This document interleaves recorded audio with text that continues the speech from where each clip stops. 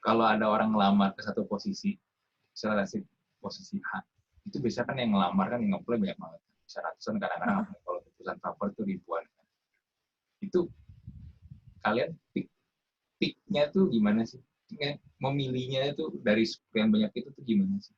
Apakah cuman Mm-mm. misalnya di satu portal apa lowongan pekerjaan scroll aja, ini kayaknya nih udahlah ini aja gitu, random picking, atau memang dilihatin satu-satu atau gimana? Terus sekarang work from home.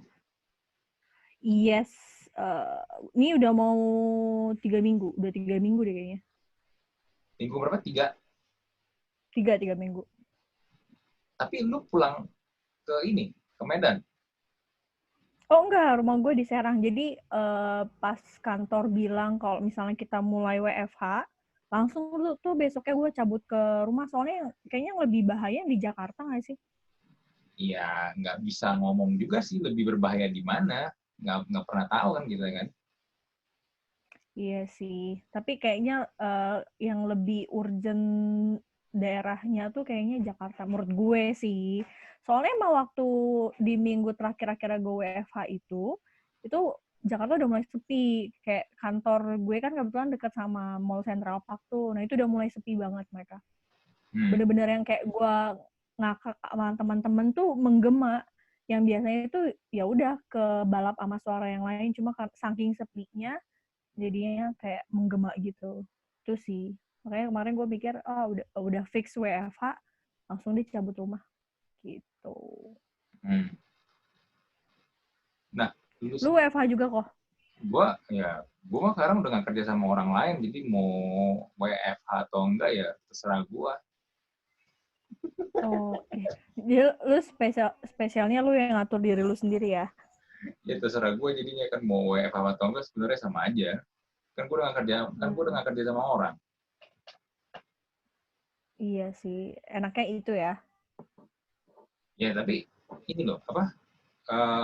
Lu sendiri kan sebenarnya kan kalau kerjaan kan setahu gua lu HRD kan, masih HRD nggak sih? Masih. Nah, cuman gini loh, gua ngelihat ya semenjak pertengahan Maret kan yang kita mulai apa nih pada work from home itu kan ya totally sebenarnya kan banyak bisnis tuh bener-bener jatuh banget kan karena ya pada tutup, nggak bisa beroperasi secara normal, ya intinya akhirnya ujung-ujungnya revenue pasti turun, ya kan. Gue nggak tahu company lu sekarang tuh berasa nggak efek gak tuh apa secara pemasukan segala macam kan ya gue nggak tahu kan. Tapi kan banyak banyak company itu kan akhirnya kan ujung-ujungnya mesti mengurangi cost dong karena pemasukannya jauh banget berkurang drop, bahkan ada yang company yang benar-benar sampai akhirnya minus. Nah, salah satu solusinya yang paling gampang buat mereka yang paling cepat adalah ya mau nggak mau layoff karyawan,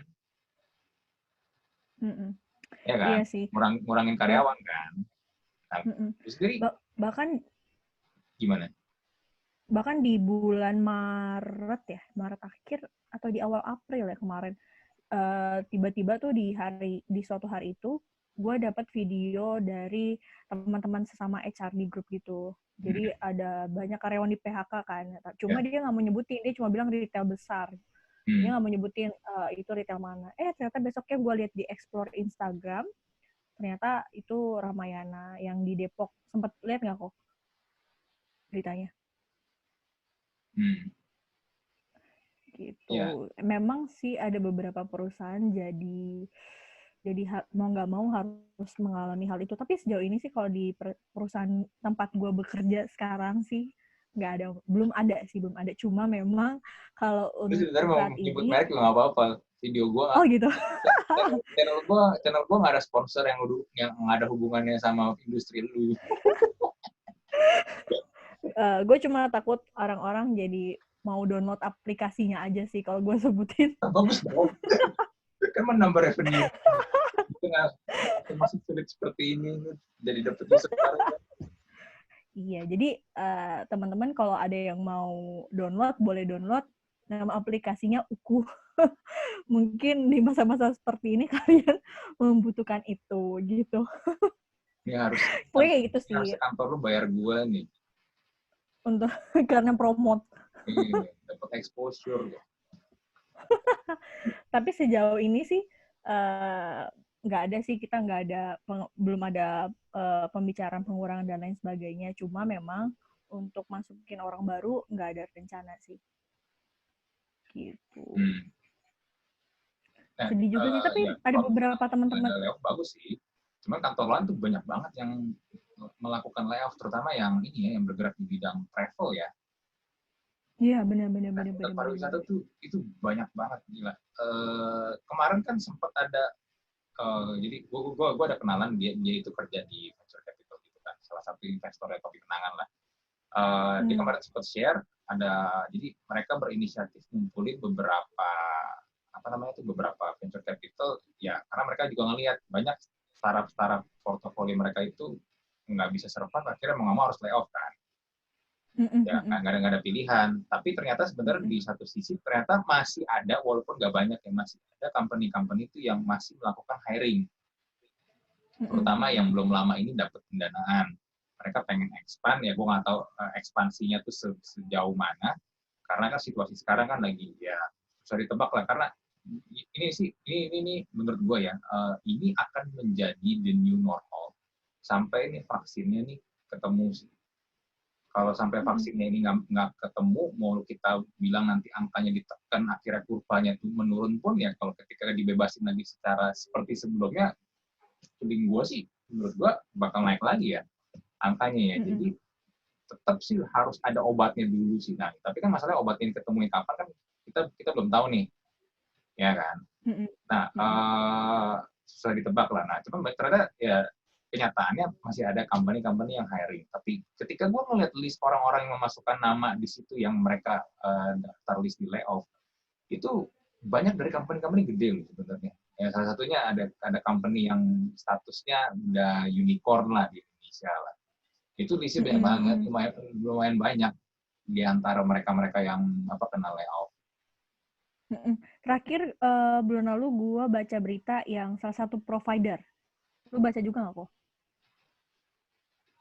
Provider telekomunikasi gitu, yang warna kuning. Yang warna kuning. Ya, terus kenapa? Warna kuning kenapa? Ya itu, gue sempat baca mereka sempat PHK besar-besaran tuh. Gitu. Itu sih memang dampaknya cukup berasa ya. Jujur juga mungkin yang harus kita pikirin salah satunya selain kerugian kalau dari skala besarnya ya. Skala kecilnya mungkin yang kita harus pikirin itu mental orang-orang nggak sih? Karena kan dasarnya kita tuh manusia, makhluk sosial. Butuh banget yang namanya interaksi. Mana kafe-kafe banyak banget sekarang buka, saking anak-anak zaman sekarang suka banget kumpul dan lain sebagainya untuk memfasilitasi kaum milenial lah. Nah, sekarang mereka mau nggak mau berminggu-minggu harus di rumah. Bahkan adik gua itu kuliah semuanya daring sampai nanti semester ini selesai. Wah, dia tuh sampai pas dari kampusnya, rektornya kasih pengumuman kalau misalnya mereka sampai selesai semester ini harus kuliah daring, dia langsung kayak, wah gimana nih, gue harus di rumah aja sampai bulan Juni, kayak gitu. Mereka langsung udah kayak yang heboh sendiri, karena ya biasanya ketemu teman segala macam terus tiba-tiba harus di rumah gitu, kayak kasihan juga sih, kayak harus diomelin nyokap apa segala macam kan. Kalau misalnya milenial sekarang yang masih kuliah mungkin salah satu hambatannya itu. Terus kayak kita juga sih, kalau gue sih juga mulai berasa ya, karena kan gue biasanya ketemu banyak orang, apalagi gue harus hiring orang, biasanya ketemu banyak orang, biasa ngomong mulu. Sekarang kayak harus di rumah, jadi mentok-mentok jadinya ngabisin kuota karena isinya nonton film kayak gitu-gitu sih. Nah, ini gue sebenarnya ini sih, gue penasaran. Di sini kan sebenarnya ketika terjadi banyak orang kena layoff, dan juga ada perusahaan-perusahaan yang sedang mencari yang baru segala macam. Sebenarnya kalau gue lihat kan di perusahaan sendiri sebenarnya kan HRD ini sebenarnya salah satu yang paling pusing kan. Karena melayoff orang itu nggak enak loh, ya kan? Apalagi kalau ternyata salah satu ya, atau dari sekian banyak orang itu ya orang yang dekat sama kita lah, dan kita harus melayoff mereka, ya kan? Tapi di satu sisi juga ketika mau melakukan rekrutmen lagi, ini dari pengalaman gue. Ini kalau gue melihat sebuah perusahaan punya yang mempunyai HRD, semua perusahaan rata-rata semua punya HRD lah. Tapi gue kadang suka melihat ya HRD sendiri di sebuah perusahaan itu kadang-kadang fungsinya itu nggak optimal. Lu berasa nggak sih? Karena HRD sendiri kan human resource development, ya kan? Pengembangan sumber daya manusia kan. Tapi Iya, benar yang gue banget. lihat adalah kebanyakan HRD itu ya sebenarnya hanya seperti melakukan pekerjaan administratif doang, rekrutmen, payroll, gaji, terus liatin absennya karyawan, sama ya itu kalau ada yang mau resign atau enggak ya udah. Mau nggak mau harus Kebanyakan ya. yang gue lihat sebatas itu karena gini, gue jarang banget ketemu dengan HRD yang memang benar-benar mereka tuh ngejalin fungsinya tuh untuk developnya itu loh. Karena gue ngeliat sisi developmentnya itu yang kadang nggak ada, nggak ada.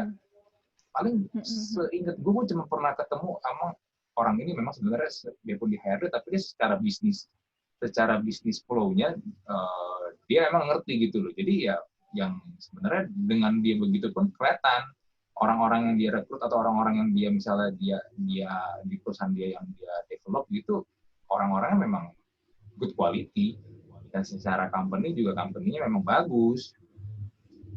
Nah lu sendiri gimana sih? Gue nggak tahu sih. Cuman maksudnya lu sendiri kan lu kan yang ngejalanin HRD kan. Nah lu sendiri menurut lu gimana?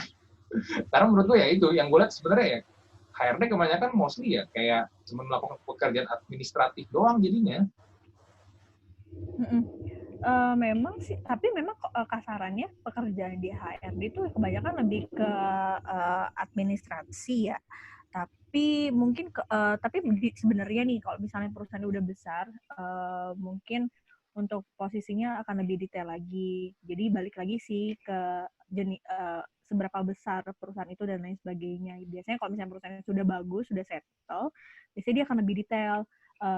Dia akan punya untuk training dan lain sebagainya gitu, didukung dengan manajemen yang baik, kurang lebih sih kayak gitu. Karena kan HR juga kalau mau melakukan segala sesuatunya pasti harus discuss dulu ya dengan pihak manajemen, terutama yang punya wewenang lah gitu. Jadi kita nggak bisa asal main jalan juga kalau misalnya dari atas nggak mengizinkan gitu. Tapi sejauh ini sih kalau untuk di perusahaan gue saat ini sih kita selalu mengajukan ini itu sih untuk kebaikan karyawan gitu. Tapi ya tetap balik lagi semuanya harus persetujuan pihak manajemen gitu. Jadi sebenarnya kan ya boleh dibilang sebenarnya HRD itu kan di kantor itu kan posisi boleh dibilang di tengah-tengah. Benar nggak? Harus di Iya benar. tengah-tengah. Jadi sebenarnya harus netral kan. Tapi banyak juga yang gue lihat karena sekali lagi mereka kerja sama orang juga, mereka ownernya, ya mau nggak mau harus menyenangkan atau harus nurutin apa mau bosnya. Iya sih. Tapi gue belum lama-lama banget jadi Bentar, HR ya. Jadi sebelum gue lanjut, sebenarnya masih gue potong. Kayaknya lebih dekat ke mulut nih, jadi suara makin lama makin jauh. kayak gue lepas aja ya kok. Gue pegangin aja kayaknya. Iya gak sih? Ya nggak apa-apa. Gini lebih jelas gak? Kayaknya pokoknya lebih enak deket ke mulut. Oke, yang sekarang lebih jelas ya? Ya. Oke. Nah, sebenarnya sih gue jadi HR belum lama-lama banget sih. Jadi gue nggak mau sotoy-sotoy banget. Takutnya ntar ada yang komen gue dibilang sotoy gitu. Jadi ini berdasarkan pengalaman gue aja. Apa? Apa-apa, kita kan beropini. Iya sih, benar. Ini berdasarkan apa yang gue sudah alami ya selama hampir 2,5 tahun inilah. Jadi memang gue sempat ketemu ada beberapa orang yang kan gue kebanyakan beberapa kali itu atasan gue tuh langsung manajer atau koordinator lah kurang lebih kayak gitu. ada beberapa yang memang menurut gue menjalankan fungsi HR yang sebenarnya, maksudnya dia maksudnya nggak neken ke bawah, nggak yang menjilat ke atas lah. Maksudnya dia tahu fungsinya di tengah-tengah gitu loh. Fungsi dia ada di perusahaan itu untuk apa, kurang lebih sih kayak gitu. Tapi memang ada juga yang justru jadinya neken ke bawah demi keamanan dia ke atas gitu. Jadi balik lagi sih kok menurut gue nggak semua HR atau fungsionalnya yang sama lah. Jadi balik lagi ke pribadinya masing-masing gitu. Kadang gue juga kan gue sebagai HR juga gue pastinya pernah diproses di perusahaan lain juga gitu. Jadi kadang gue apa ya mencari jati diri gue justru lewat lihat HR-HR yang lain. Jadi kayak yang gue ngelihat gimana HR itu memperlakukan karyawan atau pada saat kita dalam proses hiring. Nah biasanya gue udah lihat dulu nih dia kayak gimana. Terus ya biasanya gue evaluasi aja sih kalau gue nggak mau jadi HR yang kayak dia kayak gitu. Jadi tetap balik lagi ke orangnya sih menurut gue. Tapi ya jangan sampai deh kita ada di tempat yang seperti itu. Iya, gue punya pengalaman. Jadi gitu. Kalau lu kerja, lu kan kalau karyawan tetap itu kan ada namanya masa probation kan, Yes. ya kan? Bisa tiga norm standarnya 3 bulan maksimum, ya kan menurut peraturan pemerintah. Iya benar. Tapi ini waktu itu ini acara lucu. Dia dengan permintaan atasannya, dia minta supaya probation gua itu di extend 3 bulan lagi. Gua nanya dong, alasannya apa dong? Karena kan of course ini lu udah menawarkan sesuatu yang udah melanggar peraturan. Jadi ya ibaratnya lu kayak misalnya gue lagi nyetir, lampu masih merah, terus suruh gue terabas aja, ya kan? Gue bilang gue nggak mau karena ini satu melanggar peraturan dan gue juga nggak mendapatkan alasan yang valid kenapa gitu. Karena kan waktu itu juga kondisinya adalah kita sama-sama lagi membangun dari nol, ya kita lagi nge-set segala macam. Kalau lu ngomong KPI-nya nggak achieve, ya kan KPI-nya gue yang set sendiri. Kan konyol kalau gue nggak bisa achieve KPI gue sendiri ya. Ya, cuman akhirnya dia juga no clue. Ujung-ujungnya ya cuman bisa bilang cikan dulu dan akhirnya next meeting ketemu baru ngomong, oh iya benar juga ya ini melanggar ya. Nah, cuma maksud gue gini loh, lu harusnya kan, ya kayak tadi gue bilang, ketika lu menjalankan fungsi lu, harusnya lu tahu dong, ini salah, ya kan? Harusnya lu bilang ini nggak bisa begini. Kenapa lu masih tetap juga melakukan hal yang sebenarnya itu udah nggak bener?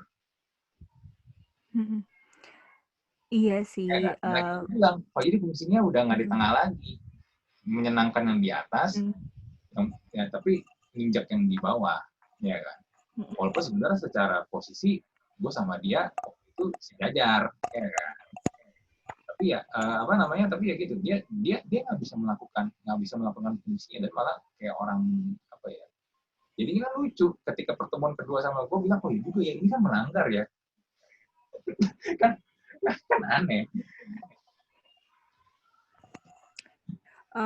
Mungkin dia bingung ya, balik lagi mungkin ya itu tugasnya dia, terus mungkin dari atasnya dia sendiri mintanya seperti itu, tapi dia mungkin bingung cara menyampaikannya, dan mungkin sebenarnya dia tahu itu salah, tapi dia bingung untuk membahasakannya seperti apa, karena dari atasannya mungkin maunya seperti itu. Gue ada pengalaman sih kok, jadi dulu ada salah satu user minta satu posisi lah, terus gue udah cari, user udah oke nih, di hari Jumat beliau udah oke, malah kegirangan bilang orang ini kompeten dan lain sebagainya. Otomatis gue langsung kejar dong kandidatnya biar cepat masuk, karena harus nungguan mau notis dan lain sebagainya biar nggak lama-lama banget. Gue udah ngomong apa segala macam, udah nego gaji, dia udah sounding ke HR perusahaan dia saat itu. Tiba-tiba beberapa hari, 2-3 hari, user minta untuk di-cancel. Dia bilang kandidat itu nggak kompeten. Jadi kayak berubah 100% dari 180 derajat dari apa yang dia omongin di awal. Terus dia minta nggak jadi. Nah, itu sih gue ya serba salah sebenarnya. Ya gue ngerasa gue bersalah juga lah ke si kandidat ini. Cuma ya gimana, dari usernya sendiri nggak mau ngelanjutin. Ya mau nggak mau, ya akhirnya gue minta maaf beribu-ribu minta maaf sama dia gitu. Jadi kan serba salah juga sih sebenarnya posisi kita, karena ya mau nggak mau kita ngelakuin tugas kita, tapi kita kebanyakan kan berhubungan dengan banyak orang, banyak kepala, dan banyak jenis pekerjaan gitu loh. Dan mau nggak mau kita harus menyesuaikan apa yang diminta sama user masing-masing gitu. Itu sih yang bikin bingung, dan biasanya treatment untuk setiap user kan beda gitu. Dan usernya juga suka unik-unik kan. Itu Ya, kadang yang menghambat. tapi jadinya Mungkin kan nggak posisi dia internal serba salah. Mungkin posisi HR yang kemarin serba salah ya. Karena mau nggak mau dia harus menyampaikan yang user atasannya minta. Cuma sebenarnya dia harusnya bisa argumen dulu sih. Gitu. Menyampaikan peraturan yang ada itu seperti apa. Karena gue juga pernah punya contoh atasan yang maksudnya kebetulan dulu ada satu dulu perusahaan gue yang lama ya gitu, jadi dia kebetulan pihak manajemennya rada unik. Nah, HR manager gue tuh orangnya idealis enggak sih, tapi lebih realistis lah, kayak kalau iya kok di Indonesia nggak bisa gini gini gini gini gitu, dia mau ngelawan sampai akhirnya dia nggak kerja, yang di bawah nggak ke injek kayak gitu, karena semuanya kan sebenarnya di Indonesia peraturan untuk ketenaga kerjaan udah jelas ya, cuma memang ada beberapa perusahaan kan yang memang suka nakal gitu kan. Nah, jadi emang sebenarnya kita butuh HR yang mau pasang badan sih untuk jelasin itu. Tapi langka sih sebenarnya dapat HR manager kayak gitu.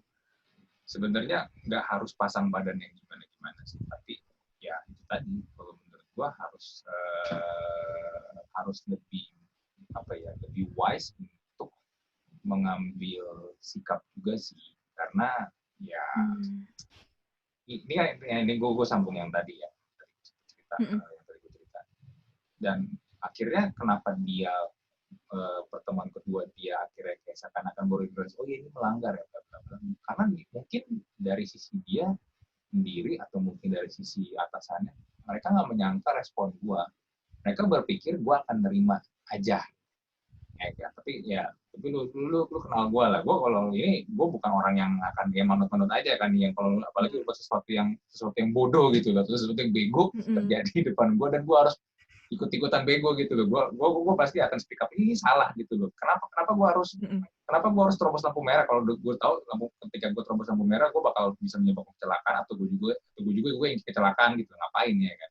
Dan mungkin yang gue lihat dia nggak menduga gue akan merespon seperti itu gitu ya, cuman ya jadinya ya cuman gimana ya, gue selalu melihat kebanyakan akhirnya company modelnya kayak begini memang ujung-ujungnya emang ya mau berkembang gimana pun ya nggak akan pernah mendapatkan talent yang bagus, karena ya buat mereka karyawan itu, employee itu bukan aset, hanya cost aja. Ya kan, kalau bisa mereka cut off sebanyak-banyaknya dan satu orang atau dua orang bisa menjalankan fungsi, maka mereka mungkin akan melakukannya. Tapi sebenarnya ada di perusahaan yang nggak punya prinsip bahwa manusia itu adalah aset. Sebenarnya untuk posisi HR, kalau untuk gue pribadi ya, gue sedih sih. Karena mau nggak mau gue harus melakukan beberapa hal yang ya sebenarnya kalau pakai hati nurani nggak bisa. Cuma ya mau nggak mau itu kerjaan. Oh ya, gue punya pengalaman nih satu. Jadi dulu gue pernah kerja di salah satu perusahaan retail F&B. Jadi memang untuk di store-nya kita ada aturan untuk tidak untuk looks-nya tuh harus yang oke, tinggi badan dan lain sebagainya, ada aturannya lah. Nah, ada satu momen gue emang lagi mau mens apa gimana, gak tau kenapa gue sensitif banget. Jadi dia curhat lah kalau misalnya dia itu orang tuanya itu ibunya nggak kerja, ayahnya itu baru di PHK atau apa gue lupa dah. Pokoknya dia anak pertama, jadi intinya dia butuh uang. Dan menurut gue sebenarnya dia itu nggak yang jelek-jelek banget, cuma ada hanya sedikit terlihat gendut gitu. Nah, tapi menurut gue itu masih nggak ada masalah untuk dilanjutkan. Akhirnya gue lanjutin lah. Sialnya dia ketemu sama HR manager gue di situ. Akhirnya dia mau nggak mau tiba-tiba harus di-cut, padahal dia udah seneng banget, dia udah bisa kerja dan lain sebagainya gitu sih. Jadi kadang ada beberapa hal yang bertabrakan gitu loh. Kalau kita ada di satu perusahaan yang memang nggak sebegitunya untuk kemanusiaan itu pengalaman gue. Tapi kalau untuk yang lebih ke manusia adalah aset sih, gue ada pengalamannya yang itu gitu-gitu sih. Kayak misalnya cuma karena si karyawan ini sakit, jadi masih probation, dia sakit, terus dari user minta langsung di-cut gitu. Maksudnya nggak ada coba diskusi dulu kah atau apakah, tapi dari user nggak mau tahu, pokoknya cut gitu. Jadi kayak gampang banget nge-cut orang itu kan sebenarnya sedih banget ya. Sampai-sampai kayak yang misalnya dia itu sakit nih, si dia ini sakit, tapi dia tetap harus datang ke kantor di hari setelah dia sembuh itu. Tapi waktu dia datang ke kantor, itu hanya untuk di PHK. Itu sebenarnya sedih banget sih. Gitu. Itu sih yang pengalaman gue dari segi apa ya, manusia aset dan juga perusahaan-perusahaan yang belum menganggap bahwa manusia itu aset gitu. Padahal sebenarnya kalau misalnya dipikir-pikir ya memang ya perusahaan tuh nggak akan bisa maju kalau misalnya nggak ada manusia di dalamnya ya sebenarnya, kalau misalnya mau dipikirkan dengan baik. Dan kalau misalnya kita nggak bisa masukin orang-orang yang kompeten, ya siapa yang mau ngerjain kerjaan-kerjaan yang harusnya dikerjain gitu. Tapi Iya, ya lu gimana? asal rekrut orang aja yang penting bisa dibayar murah. Ya, gua nggak tahu ya kalau kalian gimana. Tapi kalau gua bekerja sama orang yang bener-bener dablek itu bener-bener sangat tidak efisien. Dan kalau ngomongin secara cost, malah cost lu bakal lebih gede karena wasting time yang harus kerjaan Yes. dikelarin dalam satu hari akhirnya jadi berminggu-minggu karena lu harus deal with the ya orang-orang yang nggak kompeten ini loh gitu. Nah cuman sama juga yang gue lihat adalah sebenarnya faktor komunikasi juga. Kemarin sempat heboh kan yang baru join di Traveloka sehari, besokannya di PHK kan, dia kena layoff. Oh, gue belum baca sih. Oh gitu. Iya, itu kemarin sempat heboh, ada kok di Twitter, di LinkedIn segala macam kok screenshotannya. Jadi dia share kalau dia tuh join tanggal tanggal 6 ya, tanggal 6, tapi besokannya dia kena layoff, dia ada masuk dalam list yang layoff. Dia sampai bilang ya kalau memang ternyata gua harus kena layoff, kenapa juga nggak dibilangin dari awal? Orang nggak perlu ini kan gini. Ya pasti kita pikirannya gini dong, oh gue udah diterima nih hari pertama gue, ya gue akan berusaha sebaik-baiknya supaya gue bisa diterima dengan baik juga dengan lingkungan, kantor segala macam kan di hari pertama gue kan. Tapi lu nggak ada informasi ke gue kalau gue besokannya bakal kena layoff kan konyol kan. Kalau gitu mending dari awal dia nggak usah masuk dong, dia nggak usah join dong, ya kan? Atau mungkin bisa jadi kan di perusahaan dia yang sebelumnya dia sebenarnya mungkin masih lebih aman posisinya. Tapi gue sendiri sebagai HR, gue pernah ngalamin itu loh kok. Jadi gue di hijack sih saat itu. Gue di hijack, terus gue one more notice lah seperti biasa. One more notice, gue masuk, posisi yang harusnya gue isi itu udah ada orang. Gue sempat bingung kok udah ada orang, terus gue nanti gimana ya gitu. Terus ujung-ujungnya ternyata posisi gue tuh emang udah ada orangnya, dan dia terus gue jatuhnya jadi kayak ngegantiin orang maternity leave. Ya udah, gue ngeblank lah, gue mau gimana, gue baru resign dari tempat sebelumnya, terus si atasan itu ya kayak gitu. Itu pengalaman buruk seburuk-buruknya sih, karena gue sedih aja, gue jadinya udah ninggalin perusahaan tempat yang harusnya gue lagi ada di bulan-bulan nyamannya, gue keluar untuk perusahaan itu, ternyata masuk situ gue udah nggak kepake-pake amat gitu kan, kayak sayang aja. Akhirnya gue karena gue kesel, gue nggak mau kelarin sampai si probation itu, gue keluar tengah jalan. Akhirnya gue pindah ke tempat yang sekarang gitu sih. Kadang ada beberapa HR yang suka unik-unik. Itu gue justru sebagai HR gue ngalamin sendiri. Justru dari pengalaman itu gue jadi berpikir untuk gue nggak mau ngelakuin hal itu sama orang yang gue rekrut gitu sih. Takut disumpahin gue. Tapi ya itu problemnya adalah komunikasi. Apa susahnya Iya sih benar. ngomong gitu? Apa susahnya sih kasih tahu ternyata begini-begini. Ya kan kondisinya begini, keadaannya begini.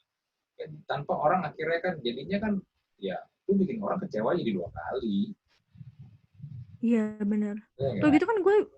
Tapi memang si HR itu di di momen di waktu one more notice gue itu dia sempat beberapa kali memang chat gue nanya jadi enggak terus gue sempat mikir bahkan gue udah tanda tangan balik tuh offering letter gue udah pasti fix lah dan gue udah bilang kalau gue udah ngajuin resign di perusahaan gue ya Hmm. berarti gue udah fix masuk dong dan dia tuh sempat nanyain beberapa kali maksud gue kalau emang ternyata dia di bulan-bulan itu udah ada orang ya berarti lu bilang dong ke gue kalau lu udah nggak butuh gue jadi gue bisa cancel untuk resign gue karena kemarin sampai beberapa bulan gue resign untuk posisi gue tuh masih belum keisi gitu loh jadi gue bisa aja kalau emang di bulan itu nggak jadi gue nggak jadi resign gitu tapi ini gue udah masuk apa segala macam terus ternyata udah ada orang itu tuh lucu banget gue sampai aneh loh kok udah ada orang terus kemarin gue ngapain di hire gitu itu sih pengalaman terburuk menurut gue. Jadi sebenarnya pertanyaan gue balik lagi. Sebenarnya HRD itu jadi gunanya apa? HRD ya pastinya mengelola. Kalau kalau akhirnya jadi banyak banyak ya dari sekian banyak contoh kasus akhirnya banyak yang carut marut kan, banyak yang berantakan. Iya, iya benar. Jadi sebenarnya Tapi balik lagi, apa? Ya kan. sebenarnya fungsinya di setiap perusahaan tuh sama aja. Cuma balik lagi, orang yang di dalamnya itu seperti apa, menurut gue ya. Hmm. Karena ya intinya balik lagi deh orang di dalamnya tuh kayak apa, HR-nya kayak apa. Karena menurut gue ya, HRD itu harus orang-orang yang memang prinsipnya tuh mau apa ya, kayak mau memanusiakan manusia lah. Karena ya semua tugas dan lain sebagainya yang ada di HR ya mau nggak mau berhubungan dengan manusia-manusia itu sendiri yang ada di dalam perusahaan kan gitu. Karena kan banyak juga orang-orang yang ngeluh tuh kayak misalnya interview di tempat mana nggak ramah atau HR-nya bikin dia nunggu berjam-jam dan lain sebagainya itu kan sebenarnya menurut gue sih nggak banget ya gitu. Apa namanya ke loncat sedikit nih kok temen gue juga ada yang harus lanjut yang travel kata dia itu harusnya masuk di awal April kemarin di tempat kerja yang baru jadi dia one more notice kan jadi dia udah resign nih baru resign dari tempat yang lama tapi dia baru diinfoinnya di akhir Maret akhirnya dari perusahaan yang barunya ini infoin kalau misalnya dia itu baru mulai join ditunda harusnya dari awal April ditunda jadi bulan Juni gitu. Itu dia juga sempat sedih banget sih karena mau nggak mau dia 2 bulan kosong nggak ngapa-ngapain nungguin si bulan Juni ini gitu. Itu dampak salah satu dampak dari corona ini juga sih gitu. Nah ini ada contoh kasus lain. Itu kan tadi kan bertanya tentang fungsi HR. Gue pengen tahu aja sebenarnya HR itu ya karena tadi lagi pertanyaan gue adalah gue hanya melihatnya belakangan itu makin kesini tuh makin cuma fungsi seperti administratif doang kan ya tapi ternyata kalau dari sharing dulu ya banyak satu kalau yang gue lihat banyak orang-orangnya memang ya bingung mesti gimana mengambil sikap karena di satu sisi juga mereka masih pengen kerja tapi di satu sisi juga sebenarnya mereka juga pengen menjaga supaya lebih netral dengan yang di bawah kan ya tapi kan itu kembali ke pilihan orang itu kan dia pengen jadi seperti apa dan yang kedua adalah itu secara pengembangannya gue nggak melihat atau gue jarang banget melihat memang ada yang namanya kayak seperti misalnya gue join skill gue masih satu nih ya kan gue pengen belajar tapi ketika gue keluar ketika gue resign dari company itu ya skill pun akhirnya ujung-ujungnya satu doang juga sama karena nggak ada namanya yang development di situ kan HR kan HR kan HRD kan developmentnya ini nggak ada ini nggak ada sama sekali gitu jadi kayak gue bilang jadi cuma fungsi administratif doang kan. Sebenarnya di HR itu kita ada training and development juga ya kok gitu. Biasanya sih kalau dari kita kayak sempet sih kita beberapa bulan yang lalu tuh bikin training tapi kita pakai training eksternal sih karena belum ada trainer di uh, company kita sendiri gitu. Jadi kita pakai training eksternal gitu. Biasanya sih ada yang pakai internal, eksternal. Gimana ya? Jadi intinya tuh untuk development sih sebenarnya balik lagi ke masing-masing company-nya lagi sih gitu. Soalnya kalau misalnya di perusahaan gue sih memang untuk development sendiri kita itu nggak ada untuk posisi itu ya. Untuk posisi training development sebenarnya nggak ada gitu. Jadi makanya kita pakainya yang eksternal. Tapi ada beberapa company itu memang sudah menjalankan fungsi training dan development-nya dengan baik. Makanya biasanya di setiap bulan tuh ada pengembangan apa dan lain sebagainya. Sempat juga sih gue di perusahaan sebelumnya itu tiap hari Jumat kita pasti kayak ada meeting sejam 2 jam, isinya tuh kayak pengembangan pengetahuan gitu. Kadang nggak sesuai dengan bidang kita, tapi ya lumayan lah nambah-nambah skill di luar dari bidang kita gitu. Jadi balik lagi juga sih di perusahaan dan di perusahaan itu untuk HR-nya sudah apa memang sudah menjalankan fungsi si training development-nya itu atau enggak gitu. Even posisinya ada tapi nggak dijalanin kan juga sayang ya. Tapi kebetulan memang kalau di perusahaan gue saat ini memang belum ada untuk posisi itu gitu. Tapi ada yang gue tahu sudah menjalankan dengan baik tuh Astra deh. Gue kayak pernah dapat cerita dari temen gue. Mereka kan memang untuk training atau development analisnya itu memang sudah ada khusus untuk bagian development-nya. Ada satu posisi yang memang khusus untuk bagian development-nya gitu loh kok. Jadi fungsinya terjalankan dengan baik. Cuma kalau kayaknya untuk perusahaan-perusahaan kecil belum sampai sebegitunya sih. Gitu. Akhir nih. Ini pertanyaan titipan. Kalau ada orang ngelamar ke satu posisi, misalnya posisi A, itu biasanya kan yang ngelamar kan yang nge-apply banyak banget. Bisa ratusan, kadang-kadang kalau perusahaan cover itu ribuan. Itu kalian pick-nya tuh gimana sih? Memilihnya itu dari sekian banyak itu tuh gimana sih? Apakah cuman misalnya saya di satu portal lowongan pekerjaan scroll aja, ini kayaknya nih, udahlah ini aja gitu, random picking, atau memang dilihatin satu-satu atau gimana? Ini pertanyaan titipan ya, walaupun gue tahu sebenarnya gimana. Jadi kalau gue biasanya nih, gue pasti kenalin dulu posisi itu nanti akan kayak gimana. Jadi biar feel gue tuh dapat waktu cari orang untuk posisi itu. Nah biasanya nanti juga gue dibantu untuk skill-skill apa aja sih yang dibutuhin gitu. Kalau ada satu portal yang sebenarnya memudahkan sih. Gue sebutin aja kali ya. Jobstreet. Nah kalau di Jobstreet itu lebih simpel sebenarnya, gue sukanya karena kita bisa langsung nge-sortir skill dan apapun yang kita mau, kayak misalnya dia harus bisa bahasa Inggris, dia harus lulusan IT, terus harus lulusan sarjana dan lain sebagainya, kita bisa langsung filter gitu. Tapi biasanya kalau kayak gitu gue lebih cepat dapetin ya. Kadang kan orang apalagi kalau di Jobstreet, gak Jobstreet aja sih, di beberapa posisi di beberapa portal memang mereka asal ngelamar aja, yang penting ngelamar gitu kan. Tapi kalau untuk di portal yang lain biasanya gue liatin bener-bener CV-nya sih. Sebenarnya kalau misalnya itu udah jadi kebiasaan nggak butuh waktu lama sih. Kalau gue biasanya gue liatin satu-satu. Tapi langsung ke poin utamanya dulu loh. Misalnya dia gue butuh minimal S1. Jadi gue yang pertama gue lihat misalnya S1-nya dulu atau harus bisa bahasa Inggrisnya dulu dan lain sebagainya. Kalau misalnya nggak bisa, yaudah ini langsung gue loncat gitu. Jadi gue nggak buang-buang waktu.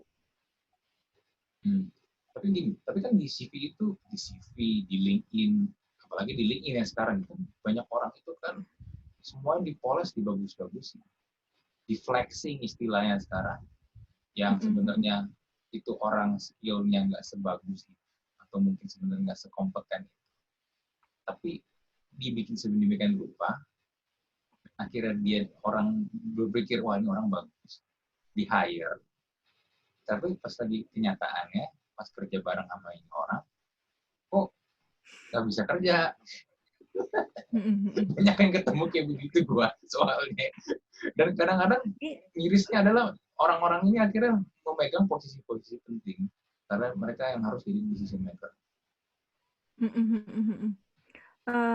Itu sih sebenarnya fungsi dari interview sendiri ya. Dari interview kita bisa gali lebih dalam apa yang tercantum di CV. Tapi biasanya sih kita background check lagi. Benar nggak sih beliau kerja di situ?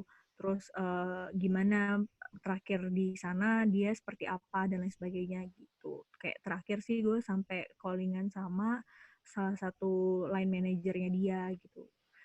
Ntar biasanya sih dia ceritain sebelumnya di tempat itu dia gimana, terus biasanya kalau misalnya memang rekomen, dia pasti akan bilang kalau misalnya, tapi dia bagus kok gini gini gini, gini gitu.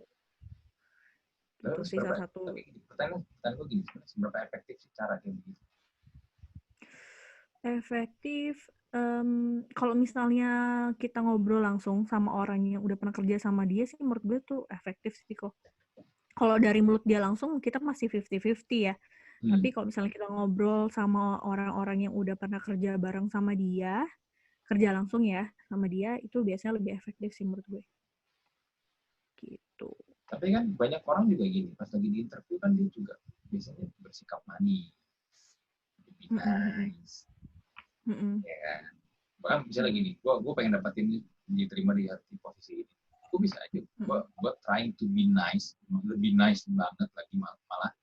Bahkan ya kadang-kadang ya gue bisa aja, walaupun itu bukan apa karakter gue, ya gue poker face aja. Yang penting ya orang melihat gue orangnya baik dan akhirnya ya rajin bisa ini. Tapi kan kenyataannya mungkin enggak juga.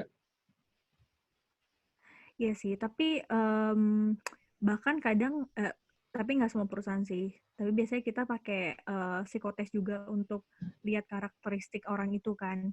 Nanti, tapi sebenarnya kalau misalnya mau bener-bener detect orang itu real bener-bener 100% sih menurut gue susah ya kok. Pasti ada aja nemu cacat-cacatnya gitu. Kalau menurut gue ya, karena manusia tuh nggak, hati sama pikirannya nggak ada yang bisa tembak selain Tuhan.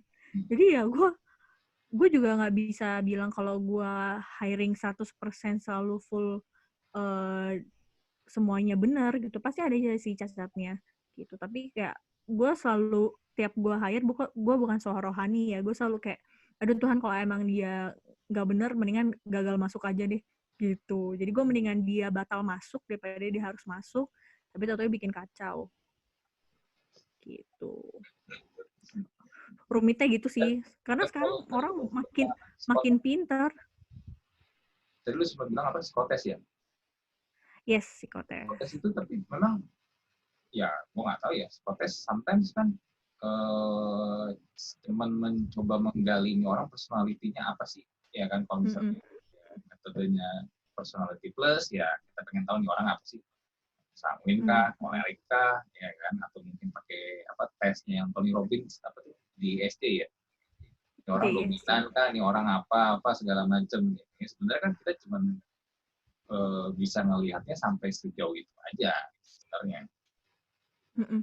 Makanya sebenarnya itu baiknya psikotes dulu baru interview, karena nanti dari apa yang kita dapetin waktu psikotes kita coba cross check lagi di interview gitu. Gue sebenarnya lebih suka interview sih daripada psikotes, walaupun gue mahasiswa psikologi dulunya, tapi jujur gue nggak begitu suka psikotes. Menurut gue semua orang bisa faking sekarang, karena gue nggak ngerti sih, mungkin karena psikotes tuh sudah ada lebih dari 20 tahun, jadi udah banyak banget berkeliaran di Google. Gue yang masih psikologi aja tiba-tiba gue dapat dari senior gue untuk apa DISC itu udah ada kayak kunci jawaban dan lain sebagainya. Padahal kan justru harusnya kita jawab sejujur-jujurnya biar apa ya, kelihatan aslinya itu kita tuh seperti apa. Karena balik lagi kan, daripada udah masuk ternyata nggak cocok sama lingkungannya, yang kesiksa kan sebenarnya si karyawan itu sendiri gitu. Itu sih sebenarnya gue berharap itu orang-orang yang kalau misalnya cari kerja ya jadi diri sendiri aja biar kelihatan gitu loh lu cocok atau enggak. Jadi gue semenjak gue jadi HR, temen-temen gue tuh selalu ngechat atau telepon untuk sharing karena mereka mau ngelamar kerja atau mereka mau interview atau mereka mau pindah kerja, mereka selalu sharing sama gue. Dan apalagi tuh orang-orang kebanyakan tanya tips and trick dan lain sebagainya. Gue selalu bahkan psikotes pun mereka nanya clue-cluenya kayak gimana dan lain sebagainya. Gue tapi gue nggak bisa kasih clue apa-apa karena menurut gue yang namanya psikotes tuh ya udah lu jadi diri lu sendiri aja daripada lu faking. Misalnya lu setiap posisi kan pasti kita udah punya kualifikasinya masing-masing, kayak misalnya untuk posisi misalnya untuk posisi marketing, kita butuh orang yang otomatis harus komunikatif dan lain sebagainya dong, cenderung ekstrovert lah kasarannya yang kita butuhin. Tapi ini orang faking nih, dia udah ancang-ancang nih mau isi apa dan lain sebagainya, ternyata pas hasil psikotesnya oh dia extrovert dan lain sebagainya, komunikasinya untuk komunikasi dia bagus dan lain sebagainya. Tapi ternyata waktu dia masuk dia nggak kayak gitu. Ujung-ujungnya apa coba? Kan dia juga yang kasihan. Akhirnya dia nggak bisa intinya nggak bisa membaur dan lain sebagainya, nggak bisa jalanin fungsinya dengan baik. Ujung-ujungnya di-cut. Kan kerja 2 kali itu sih, makanya gue setiap teman-teman gue nanya tips and trick, gue selalu bilang lu jadi diri lu sendiri aja, apa yang emang lu punya, skill yang lu punya, dan diri lu ya udah lu ceritain apa adanya aja. Kalau emang nggak dapet ya udah berarti itu bukan tempat lu, menurut gue ya sejauh ini sih kayak gitu. Iya. Tapi dengan catatan belum tentu dapat kerjaannya kan. Yes. Tapi gue selalu percaya sih kalau emang udah tempatnya ya gimana pun caranya ya lu bakalan dapet juga. Karena gue inget banget nih kok waktu gue keluar dari tempat yang kedua itu, gue inget banget gue pernah interview di satu perusahaan yang itu menurut gue kalimat yang diucapin sama HR-nya tuh enggak banget. Jadi otomatis di application form ada dong ekspektasi salary. Ya gue pasti taruh ekspektasi gue lebih besar dari tempat gue sebelumnya lah. Iya dong. Gue udah taruh nih, gue ngerasa skill gue udah mau mumpuni menurut gue. Ya jadi ya gue taruh dong ekspektasi gue. Terus bisa-bisanya dia komen kayak gini, ekspektasi kamu segini. Jadi ya, padahal menurut saya untuk apa ya, intinya dia kayak ngeremehin gue gitulah, gitu. Dan menurut gue, lu nggak perlu komenin ekspektasi gue, lu nggak perlu komenin ekspektasi salary gue, nyamain sama skill dan lain sebagainya gue. Nah, menurut gue lu belum ketemu gue, lu belum pernah kerja bareng sama gue, jadi lu jangan komen dulu, maksud gue gitu. Dan nggak perlu juga lu bahas itu, cukup dengan bahas oh ekspektasi salary-nya segini, negotiable kah, apakah itu udah cukup menurut gue. Jadi nggak perlu sampai kayak nambahin embel-embel dan lain sebagainya yang jatuhnya malah jadi merendahkan orang lain. Bisa jadi karena mungkin salary lu lebih gede daripada dia yang terima. Bisa jadi, makanya dia iri ya.